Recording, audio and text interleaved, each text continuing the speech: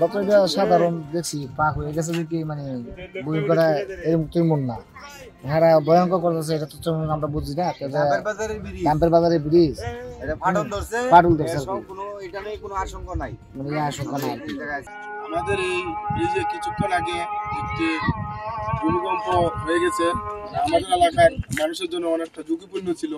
এই ব্রিজটা যদি ভেঙে পড়তো তাহলে আমাদের এলাকার অনেকে চলাফেরা কষ্ট হতো, বর্তমাঞ্চলের মানুষের চলাফেরা কষ্ট হতো।